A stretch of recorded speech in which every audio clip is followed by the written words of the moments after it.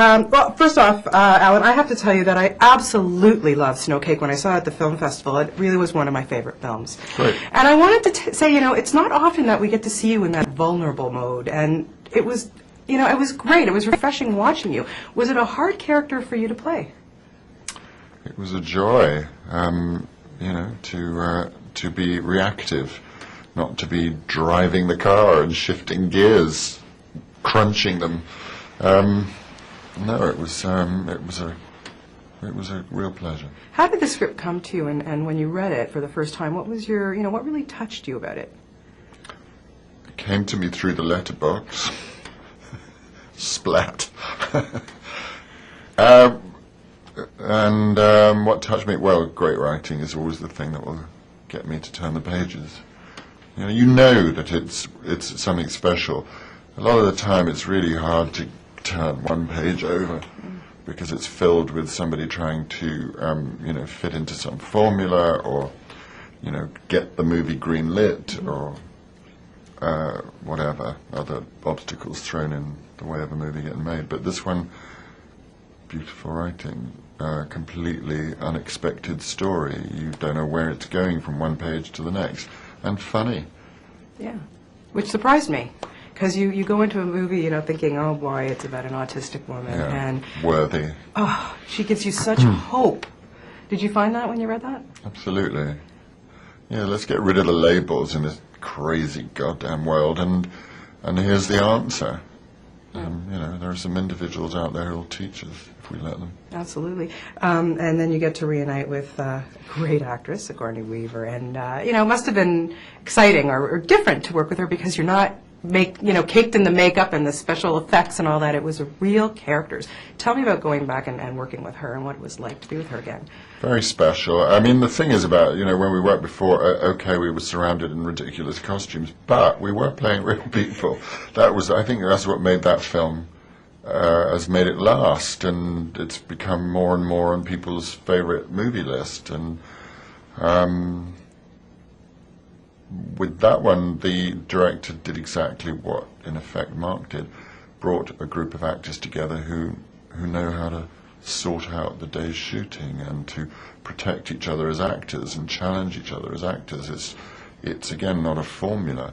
And Sigourney's done so much work in the theatre and trained. As you have. Those old-fashioned things. So she knows what a rehearsal's for, and can structure a day's work and also do the homework. She did all of that. Did anything really surprise you about her with this particular performance?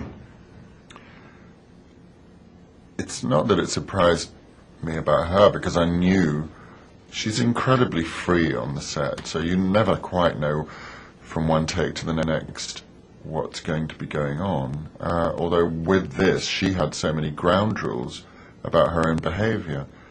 There are things that Linda can and can't and will and won't do, just to get through the day. If your life means you've got a chart on the wall to remind you how to get from 10 a.m. to 11 a.m., that's different. What I love so much about this film is that she had, you had to kind of tiptoe around her world. She had to let you into her world. And I thought that was so special. Really special and really brave of Linda to let anybody into her home like that. But on some weird level, she trusted him. And he rolled his sleeves up and helped her. I particularly love the Scrabble scene. Do you remember shooting that? Great scene. Great writing, because they're equals at that point. And it's not about performing with somebody who doesn't look you in the eye, because you've both got the same focus on the Scrabble board, and it's ridiculous. Some great words came out of that scene. And then you get to roll around with Carrie-Anne Moss. I mean, come on, how good is life for you, Alan Rickman? Well, I thought those days were over. But fortunately, we both had a clause in our contract which said the sheet stays up here. But it looked like you had fun. I mean, you got to shoot in Wawa, Ontario. How was that? We loved it up there, yeah. It was like the whole town became family. And we became family to them, I hope. And not enough snow, I understand. Not enough snow, but people saved it for us, and then we made do with bits of white stuff going off into the distance. You've been a busy guy. I just recently saw Perfume and had the opportunity to talk to Ben Whishaw, who is just, as much as I think this movie just creeped the hell out of me, he is so fantastic. I mean, everybody in this movie is great. What are your opinions on Ben? Good up, I think a little up-and-comer there we've got. More than that, yeah. I mean, well, training, you see. He also went to my old academy. So the tradition goes on. He's brilliant on stage and brilliant on film. What was it like working with him?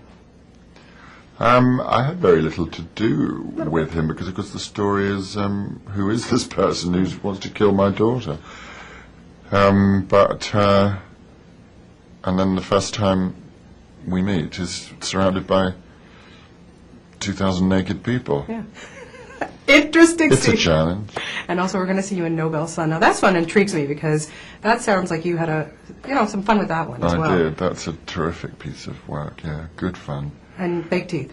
I had fake teeth. I got on the plane with no character, but fake teeth. I thought, if all else fails, prosthetics will give you a performance.